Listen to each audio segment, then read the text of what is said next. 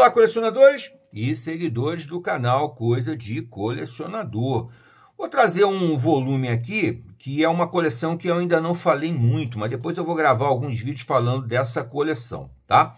A coleção que me fez conhecer um dos melhores autores contemporâneos que estão escrevendo atualmente, que estão no mercado atualmente, né? Que é o Tom King. Tom King, um autor que eu passei a respeitar depois dessa série do Batman, que começou mais ou menos, se eu não me engano, em 2018, 2019, por aí mais ou menos.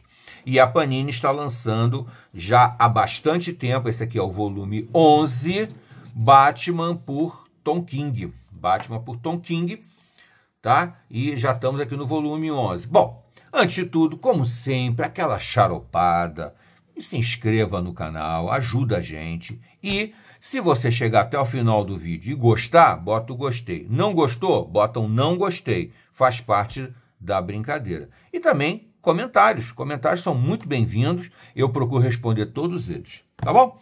Bom, vamos falar um pouquinho aqui de Batman por Tom King no volume 11. Volume 11, tá? Se vocês quiserem saber mais sobre Batman Tom King, coloca nos comentários. Esse é uma edição de luxo, né? Capa dura, tal, bacana, merecidíssima, porque é das séries mensais dos últimos 20 anos, séries mensais dos últimos 20 anos, ou até dos últimos 10 anos, vamos botar assim, dos últimos 10 anos, é uma das melhores coisas que eu li, tá? Anteriormente, eu posso destacar alguns outros trabalhos, por exemplo, o caso do Brian Michael Bendis, que fez um trabalho extraordinário, principalmente em Vingadores, mas também no Demolidor. Trabalho impecável. Para mim, nos últimos 20 anos, o melhor que eu li foi Brian Michael Bendis na Marvel, tá? E, além disso, o trabalho do Geoff Johns também para a Marvel e trabalho do Geoff Johns para a DC Comics. Quando chegou em 2019, depois até eu vou gravar um vídeo mostrando as edições do Batman do Tom King que eu tenho, as mensais, que eu gosto muito daquela mensais. Por quê? Porque as mensais, elas são com capa grampo ou capa canoa, como algumas pessoas chamam, que tem, na minha opinião, aquela pegada maravilhosa dos quadrinhos. Isso aqui não é quadrinho, isso aqui é um livro, né? Isso aqui é um livro. É bacana? É legal? Lógico que é. Qualidade, quanto mais qualidade, melhor. Mas não é aquela alma, aquela essência da história em quadrinho, que é a revistinha com a capa grampo. Não estou sendo saudosista, não, gente. É porque na hora que você vai fazer a leitura, uma edição dessa daqui, livro, você é obrigado, para manter ela em bom estado muitos anos, a ler no máximo assim. Você não pode escancarar. E mesmo que você escancare, você não vai ter uma visão de 180 graus, uma visão plana de algumas ilustrações que vão de uma página para outra. Não é mesmo? Então essa edição aqui é bacana, é legal, mas não tem a essência do quadrinho. Quando a capa é grampo, você pode escancarar a revista, você pode abrir ela 180 graus sem medo de estragar a revista. Pelo contrário, você está voltando para o formato original da folha, né? Essa daqui não, ela é costurada, colada, tal. Então você tem que abrir. Eu costumo dizer que eu não leio mais de 90, 100 graus. 100 graus é o máximo que eu abro uma edição dessa, porque eu quero que as minhas edições durem para os meus netos. Muito bem, vamos lá. Então temos aqui o Batman do Tom King. Em 2019, conforme eu dizia, eu não lia Batman. E eu praticamente não lia revistas mensais. Eu comecei a pegar algumas mensais da Marvel, porque começou a sair a capa grampo, que me dava um certo prazer nostálgico e tal. Mas não acho bom material, não. Acho apenas o Homem de Ferro, tinha uma coisinha boa, mas o restante era fraco. E aí um dia eu estava numa loja de quadrinhos, eu posso até citar aqui, que é a Metrópolis, no Rio de Janeiro, né, do meu amigo Thales. E eu estava lá e, de repente, a assistente dele lá, a Momô, assistente dele lá, falou para um outro comprador que estava ali no coisa, que tinha acabado de sair o Batman, e mostrou a capa do Batman. E aí esse comprador me pareceu até um pouco antipático, virou e falou, não, isso aí eu não estou acompanhando, não gosto. Apesar do cara ser um fã de Batman, aquilo ali não interessou a ele. Aí eu fui, peraí, o que é isso daí? E fui pegar para dar uma olhadinha. E quando eu fui dar uma olhadinha, uma das coisas já me capturou, que é o que eu sempre falo para vocês, é a arte do Batman. Essa fase do Batman teve convidados, artistas convidados, absolutamente sensacionais, muito bons mesmo. Eu destaco o artista que eu conheci pela série do Batman. Aliás, alguns, né? Mas um que eu destaco, assim, com um pouco mais de detalhe, é o Clayman. Clayman, que não está nessa edição, tá, gente? Nessa edição número 11 não tem o Clayman, mas tem outros caras aqui muito bons, né? Então eu vou falar um pouco mais sobre os artistas e, logicamente, sobre a obra do Tom King, tá? Aqui tem o Michael Janin, tem o Mitch Gerads, tem esse muro que eu nunca lembro o nome dele, deixa eu ver aqui, o Travis Moore e vamos lá, o Jorge Fornes e o Lee Weeks, Amanda Conner e o Yannick Paquette. Aqui eu destaco, para o meu gosto, para o meu estilo, o Michael Janin e o Yannick Paquette, tá? Que eu acho muito... Aliás, o Travis Moore eu não conhecia, gostei do trabalho dele. Muito bem.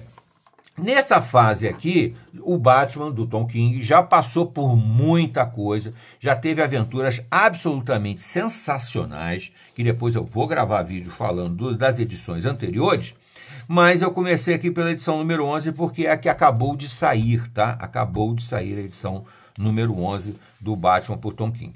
Aqui a arte inicial é do Travis Moore, já me agradou, já gosto, acho bem interessante, tem uma pegada mais fotográfica, mais retratista, mais cinematográfica, que já me agrada bastante, e o Tom King começa com aquelas narrativas dele, que eu chamo até de poéticas. É lógico que hoje em dia eu acho o Tom King um pouco irregular, tá? Tem obras do Tom King como essa aqui que eu acho muito boa, acho sensacional, tem outros trabalhinhos com personagens secundários que ele fez também muito bons, mas tem coisas dele muito chatas, muito cansativas de ler, como foi o caso do Rua Perigo. Rua Perigo dele eu acho muito chato, muito difícil de ler, muito cansativo, tá? Sem muito movimento e tal. Aqui não, aqui a pegada é muito boa. E aqui, nesse volume 11, ele está fazendo aquilo que ele gosta muito de fazer, aquele famoso interlúdio. O que é um interlúdio? Você está fazendo uma narrativa, vai evoluindo a história, e de repente você para a narrativa principal e começa a contar outras pequenas histórias, logicamente ligadas à narrativa principal. Mas a história principal fica parada. No volume anterior, ele tinha feito um momento muito trágico, muito dramático, e daí ele suspende, criando uma expectativa muito boa para o que ele vai contar depois. E conta pequenas histórias aqui, que todas elas em si são verdadeiros contos. São contos que muito parecem contos, por exemplo, de uma cripta americana, né? A Creep americana, a Eerie americana, tem uma pegada muito boa de mistério, de suspense e de terror, tá? Esse segundo aqui, aí dentro desse arco Terrores Noturnos, o perdido aqui já é a arte do Mitch Gerads, que tem uma arte mais pintada, tá? Muito interessante, muito dinâmica, funciona muito bem para essa história, que é uma das histórias mais de terror aqui, com uma narrativa assim poética do Tom King. Acho isso aqui, esse segundo capítulo aqui absolutamente impressionante, muito bom mesmo. Os diálogos do Batman, a história se passa toda com imagens que vão contando a história, ao mesmo tempo em que o Batman vai narrando o diálogo dele com ele mesmo. É absolutamente sensacional essa história, tá? Apesar de que a arte do Mitch Gerads não é exatamente o meu estilo, porque ela já vai para uma pegada muito mais fantasiosa, né? Muito mais exagerada, com essas cores super saturadas, né? Tal. Não é, mas acho que a proposta da história está muito bem representada por essa arte aqui, tá? Tá bem interessante mesmo. Também a gente não pode querer, né, que todos os artistas tenham exatamente a nossa visão. Eu acho que o Mitch Gerads foi muito bem escolhido para contar essa história aqui, que é uma história dramática e de terror, né? E outra coisa, né, que coisa interessante, né? O sangue nessa história aqui está muito mais explícito do que naquela minissérie boboca da Marvel aí, como é que é? Banho de Sangue, Blood, não sei o quê, que é uma série que tem a edição vermelha, que é a edição de sangue. Meu amigo, sangue tem nessa história aqui. Na história da Marvel tem apenas umas cores vermelhas lá no fundo, não tem nada de especial. E aqui, toda a atmosfera desse arco, desse grande arco aqui, Terrores Noturnos, é uma atmosfera de pesadelo. O Batman está passando por uma sequência enorme de pesadelos envolvendo outros personagens, né, da série de personagens que envolve o Batman, que isso é uma série muito criativa, né? O Batman não é só o Batman, todo o elenco de apoio dele, digamos assim, é muito criativo. No terceiro volume temos aqui a ilustração, sim, agora sim, do Michael Janin, que eu acho um artista muito bom, é bem o meu estilo, ele é bem retratista, ele é bem fotográfico, ele desenha gente bonita, ele desenha anatomias incríveis, sem perder a agilidade, a rapidez. Eu acho muito bom aqui. E aqui, outro personagem de apoio do grande universo da DC, o John Constantine, participa aqui da história e, logicamente, uma das personagens que ganhou um relevo enorme com o Tom King, que foi a Mulher Gato, né? Aqui também se passa depois que o casamento do Batman com a Mulher Gato, do Bruce Wayne com a Selina Kyle, fracassou, né? Então ele também está lutando com a tristeza, né? A decepção com o casamento que ele sonhou tanto e acabou não funcionando. Aqui na parte 4 já temos Jorge Fornes fazendo a arte, também uma arte interessante, apesar de, mais uma vez, não ser o meu estilo, mas se presta bem a uma história que se passa no passado, ou em vários momentos do passado, porque é um diálogo entre o Questão, outro personagem de apoio do Batman, e a Selina Kyle, né, a Mulher Gato, em que ela faz uma recapitulação, faz uma avaliação da história do Batman, né? Desde os primórdios, que a Mulher Gato é uma personagem que acompanha o Batman desde o início, né? Então é uma história muito legal, muito interessante, muito dramática, muito forte. É isso que eu acho interessante. Quando o Tom King faz o mesmo trabalho de usar o interlúdio para interromper a história principal e contar histórias paralelas, ele faz muito bem aqui no Batman, nessa série do Batman mensal, série mensal, tá, gente? Isso aqui já tem aí 11 volumes, né?